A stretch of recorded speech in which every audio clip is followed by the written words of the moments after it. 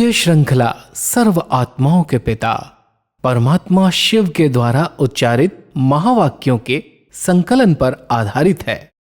Om Shanti. Godlywood studio द्वारा प्रस्तुत अमूल्य रत्न में आप सभी का हार्दिक स्वागत है। ईश्वरीय स्मृति हमें समर्थ व सशक्त बनाती है, परंतु देखा जाता है कि अक्सर ईश्वरीय ज्ञान को यथार्थ रूप से समझते हुए भी हम ईश्वरीय शक्ति को जीवन में अनुभव नहीं कर पाते। इसका कारण क्या है और निवारण क्या है, आज हम ईश्वरीय महावाक्यों द्वारा स्पष्टता से जानेंगे। और इन महावाक्यों के स्पष्टीकरण के लिए हमारे मध्य हैं प्रजापिता ब्रह्मा कुमारीज ईश्वरीय विश्वविद्यालय के वरिष्ठ राजयोगी शिक्षक आदरणीय राजू भाई साहब। भाई साहब, आपका आज के एपिसोड में बहुत बहुत स्वागत है। ओम शांति। भाई साहब, आज हम बात करेंगे 2 फरवरी 77 के महावाक्यों पर, जिसका टॉपिक है सदा अलंकारी स्वरूप में स्थित रहने वाला ही स्वयं का तथा बाप का साक्षात्कार करा सकता है। भाई साहब, परमात्मा हमसे कहते हैं कि बाप दादा स्नेही बच्चों के रूहानी स्नेह की महफिल में आए हैं। ऐसे रूहानी स्नेह की महफिल कल्प में अब संगम पर ही होती है और किसी भी युग में रूहानी बाप और बच्चों के स्नेह की महफिल नहीं हो सकती है। इस महफिल में अपने को पद्मा पदम भाग्यशाली समझते हो। ऐसा श्रेष्ठ भाग्य जो स्वयं ऑलमाइटी अथॉरिटी बाप बच्चों के इस भाग्य का वर्णन करते हैं। ऐसे भाग्यशाली बच्चों को स्वयं बाप देख हर्षित होते हैं। बहुत वंडरफुल महफिल है जी। ऐसा संगठन है जहाँ जिस संगठन के बीच में स्वयं भगवान आते हैं, स्वयं परमात्मा का अवतरण होता है।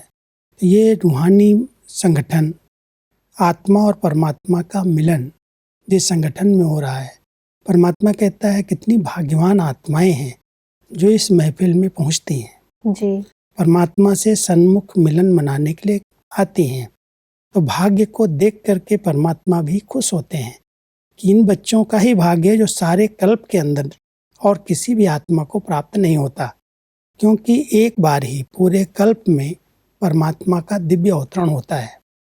संगम युग पर जो कलयुग के अंत और सतयुग के आदि का संधि काल समय है, इस समय परमात्मा नई सृष्टि की स्थापना के लिए बच्चों की महफिल में आते हैं। तो आत्मा और परमात्मा के मिलन की महफिल जब लगती है, मिलन होता है, परमात्मा की शक्तियाँ सब बच्चों को मिलती हैं, उसमें पहुँचना, उस महफिल में सम्मिलित होना भी बहुत बड़ा भाग्य है, जिस भाग्य का वर्णन स्वयं भगवान कर रहे हैं। बिल्कुल। परमात्मा कहते हैं कि बड़े से बड़ा ब्राह्मण कुल है, ऐसे ब्राह्मण कुल के भी आप दीपक हो। कुल के दीपक अर्थात सदा अपनी स्मृति की ज्योति से ब्राह्मण कुल का नाम रोशन करता रहे, ऐसे अपने को कुल के दीपक समझते हो।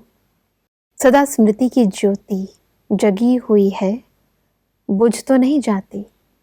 तो सब कुल का दीपक, इसको थोड़ा स्पष्ट करें। लौकिक में कोई बच्चे बहुत आज्ञाकारी होते हैं तो उनको कहते हैं ये मेरे कुल का दीपक है। दीपक जैसे रोशनी फैलाता है, ऐसे ही बच्चे अपने माँ बाप का नाम रोशन करते हैं, तो उनको कुल दीपक कहा जाता है। तो परमात्मा हम सबको कह रहे हैं कि आप बच्चे इस ब्राह्मण कुल के दीपक हो। स्मृति की ज्योति अगर प्रज्वलित है तो उस स्मृति की, किसके हम बच्चे हैं, किस लिए हम इस सृष्टि मंच पर अवतरित हुए हैं, तो वो जो स्मृति है, वो स्मृति ही कुल का नाम रोशन करती है, स्मृति की ज्योति है। इसलिए परमात्मा अपने बच्चों को कुल दीपक का टाइटल देते हैं कि आप कुल दीपक बच्चे अपनी स्मृति की लाइट से, अपनी उस ज्योति से परमात्मा का नाम रोशन करने वाले हो। और इसीलिए परमात्मा ने कहा कि अखंड ज्योति अर्थात कभी भी बुझने वाली नहीं। आपके जड़ चित्रों के आगे भी अखंड ज्योति जगाते हैं। चैतन्य अखंड ज्योति का ही वह यादगार है, तो चैतन्य दीपक बुझ सकते हैं। इस समय जब हम निरंतर परमात्मा की स्मृति में रहते हैं जी, तो जैसे हमारी ज्योति अखंड जगी हुई है, भूलते नहीं, हम उनकी स्मृति में निरंतर रहते हैं। ऐसे ही यादगार में मंदिरों के आगे दीपक जगाते हैं और उसमें निरंतर घृत डालते जाते हैं जिससे वो ज्योति बुझे नहीं। तो परमात्मा भी अपने बच्चों को कहते हैं, इस समय आपकी अगर ये अखंड ज्योति अर्थात अखंड परमात्मा की स्मृति बनी हुई है, उसके आधार पर ही भक्ति के अंदर यादगार बने हैं जी। तो इस समय आपकी स्मृति की ज्योति सदा जगी हुई रहनी चाहिए, अखंड जगी रहे, और उसमें ज्ञान और योग का घृत डालते चलो। आगे बढ़ते हैं तो परमात्मा कहते हैं कि ज्योति की निशानी है सदा स्मृति स्वरूप और समर्थी स्वरूप होगा। स्मृति और समर्थी का संबंध है। अगर कोई कहे स्मृति तो है कि बाबा का बच्चा हूँ, लेकिन समर्थी नहीं है, यह हो ही नहीं सकता, क्योंकि स्मृति ही है कि मैं मास्टर सर्वशक्तिवान हूँ। मास्टर सर्वशक्तिवान अर्थात समर्थ स्वरूप। वैसे भी अगर बच्चे को अपने बाप की, अपने पिता के पद और पोजीशन की स्मृति रहती है जी। तो उस स्मृति में समर्थी होती है, शक्ति होती है। वो सदा इसी नशे में रहता, मैं किसका बच्चा हूँ। स्मृति है, लेकिन स्मृति के साथ साथ उसके पास शक्ति होती है। तो परमात्मा भी हम बच्चों को कहते हैं, आप बच्चे किसकी स्मृति में हो? सर्वशक्तिवान की। तो आप मास्टर हो। तो इसलिए अगर स्मृति रहती है, कोई कहे मैं स्मृति में तो रहता हूँ लेकिन मेरे पास शक्ति नहीं है, तो परमात्मा कहते हैं स्मृति में रहने का फायदा क्या? अगर स्मृति है तो समर्थी है कि मैं मास्टर सर्वशक्तिवान हूँ, मैं उस परमात्मा का बच्चा हूँ, और वो शक्ति जिसके पास है उसको माया विकार कभी भी सता नहीं सकते। इसलिए परमात्मा कहते हैं इस स्मृति में रहो, तो स्मृति से समर्थी आती जाएगी। जी। परमात्मा कहते हैं कि समर्थ अर्थात शक्ति, फिर वह गायब क्यों हो जाती है? कारण एक शब्द की गलती करते हो। कौन सी गलती? बाप कहते हैं साकारी सो अलंकारी बनो, लेकिन बन क्या जाते हो? अलंकारी के बजाय देह अहंकारी बन जाते हैं।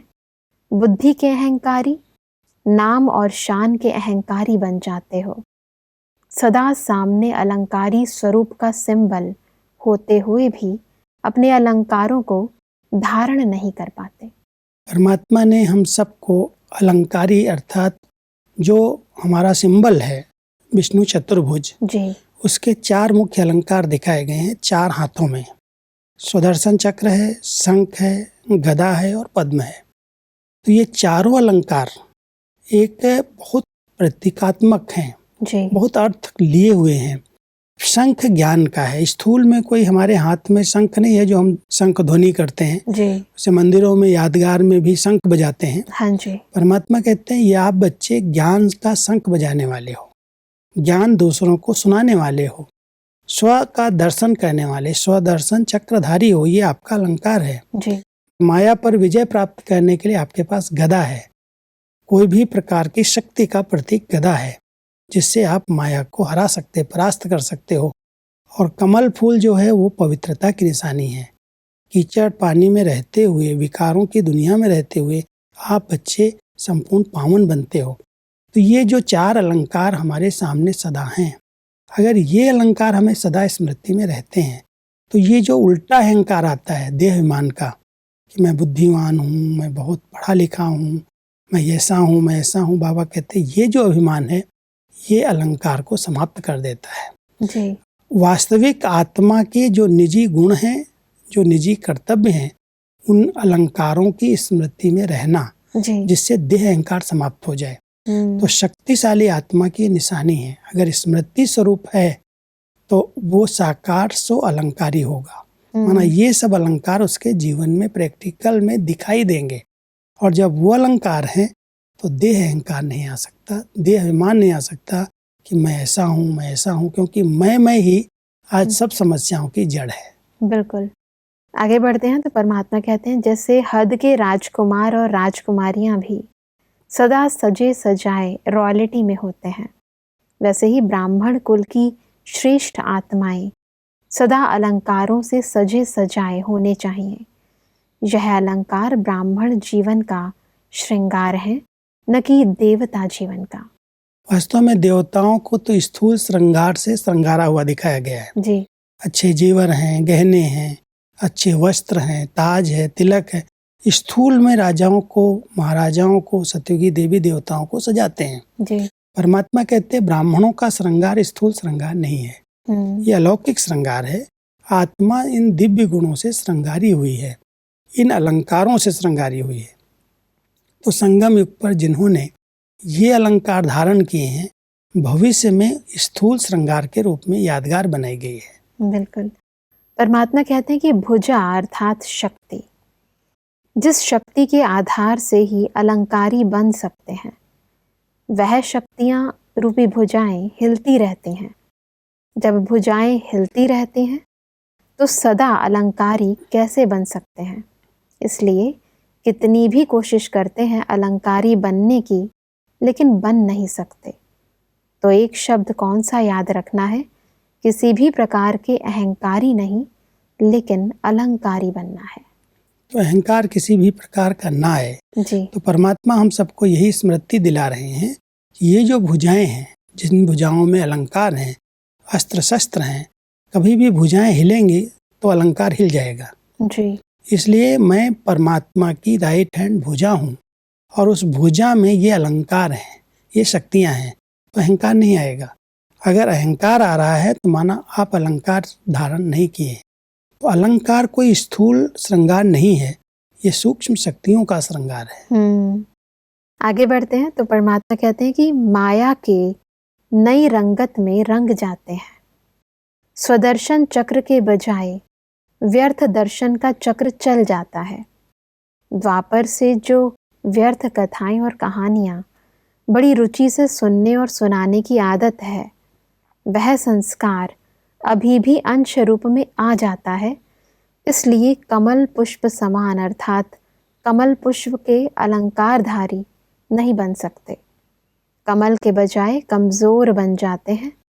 मायाजीत बनने का दूसरों को संदेश देते, लेकिन स्वयं मायाजीत हैं या नहीं यह सोचते ही नहीं। चारों अलंकारों का एक दूसरे से कनेक्शन। जी। जो आत्मा स्वदर्शन करती है, परदर्शन नहीं करती, व्यर्थ दर्शन नहीं करती, परमात्मा कहते हैं वही कमल फूल समान रह सकती है।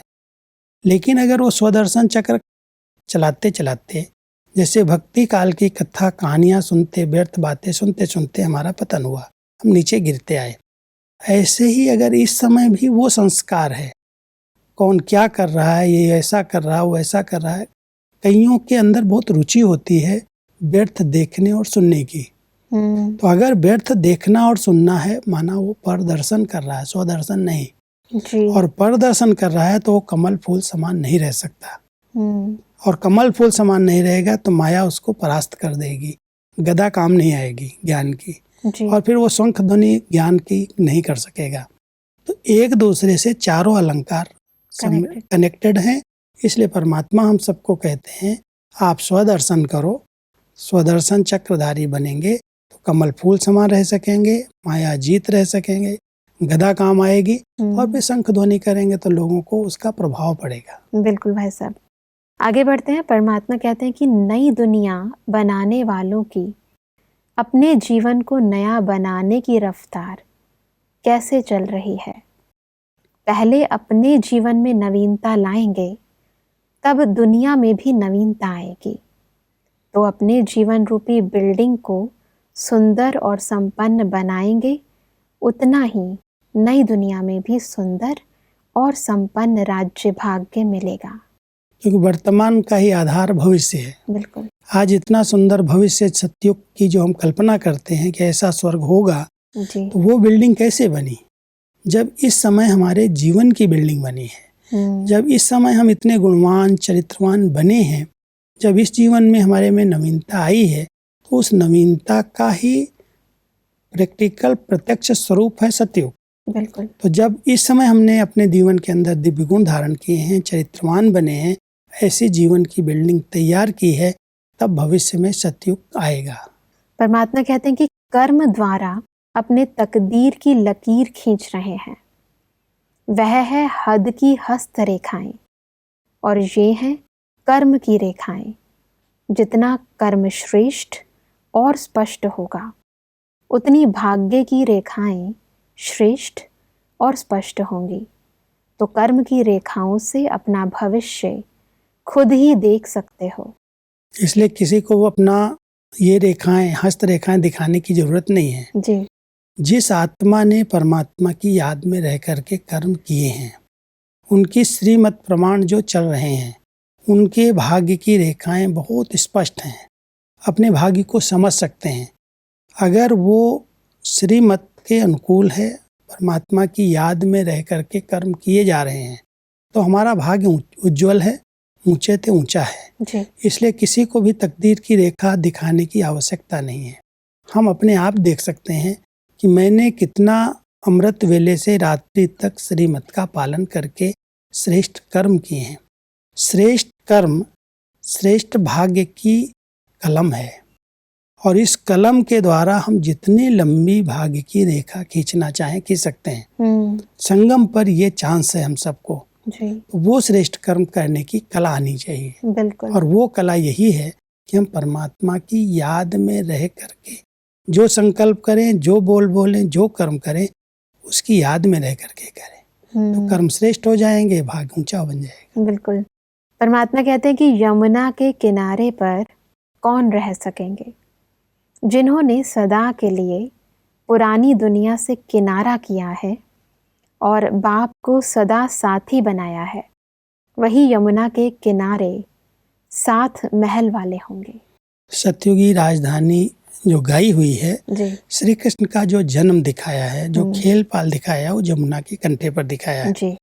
तो परमात्मा उस सतयुग को हम सबके सामने इमर्ज कर रहे हैं कि उस सतयुगी राजधानी के अंदर कौन जा सकेंगे, जो इस समय पुरानी दुनिया से किनारा किया हुआ है।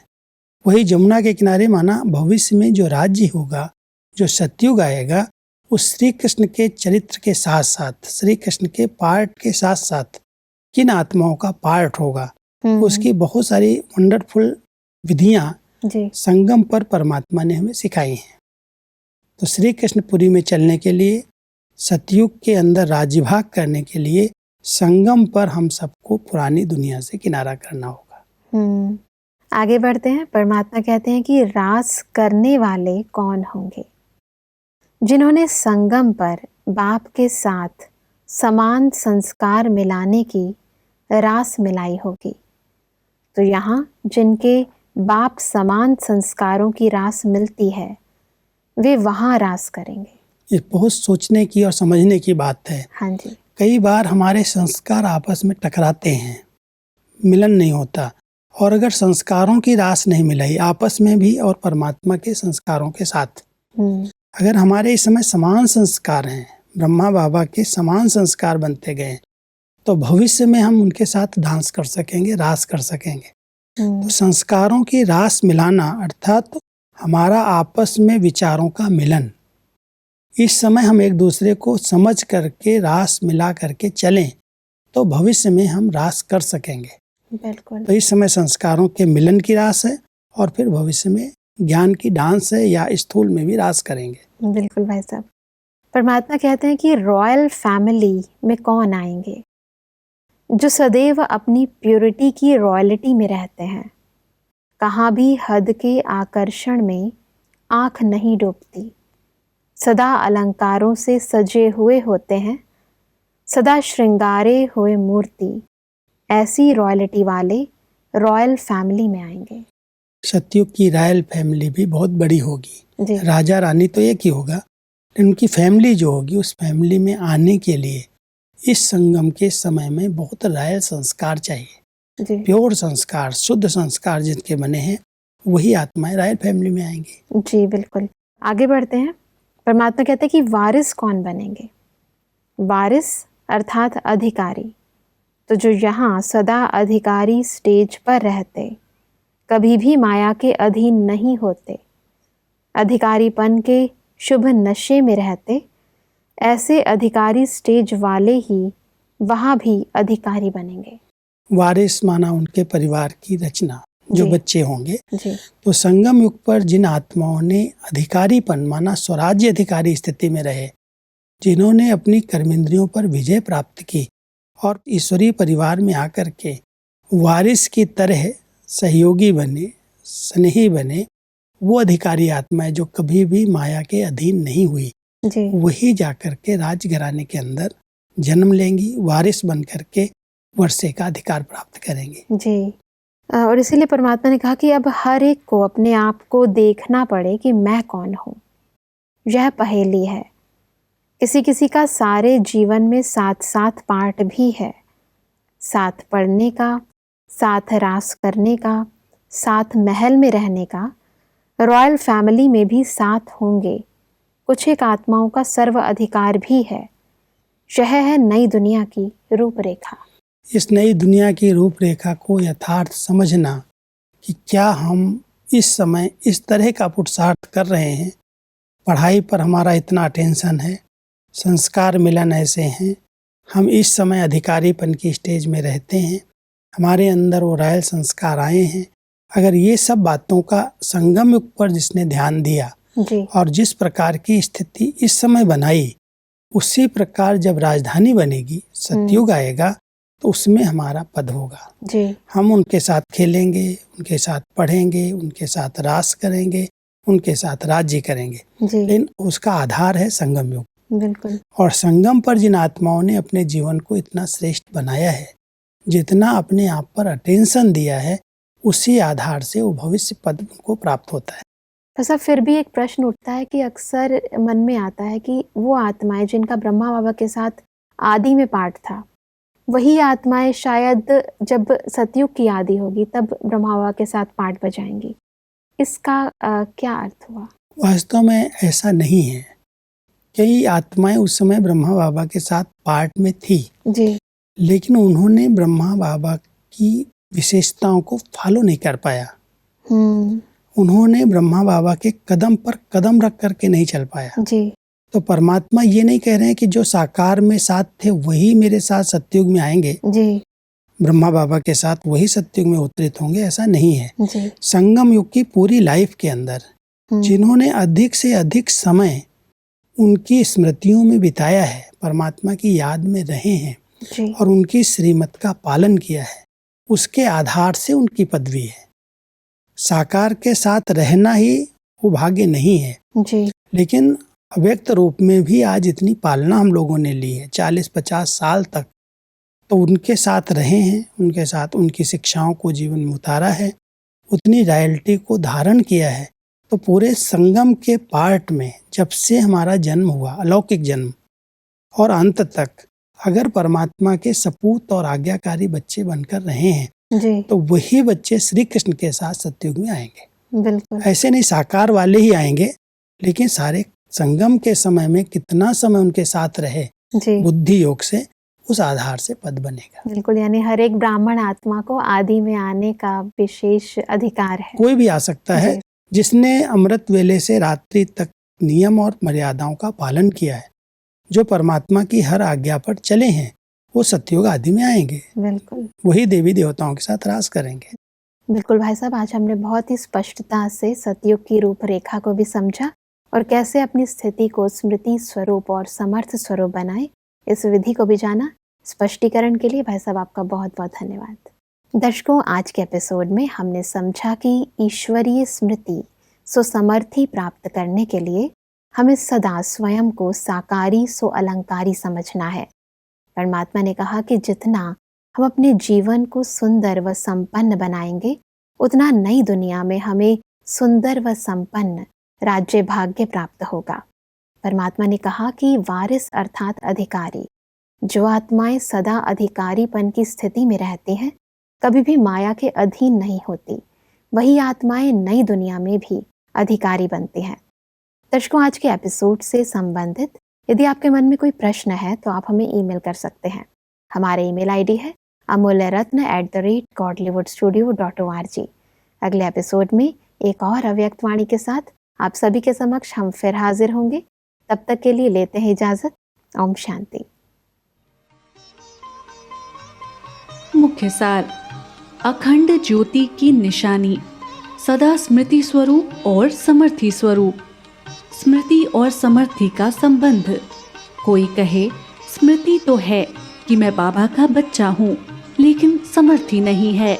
यह हो ही नहीं सकता, क्योंकि स्मृति अर्थात समर्थ स्वरूप अर्थात शक्ति।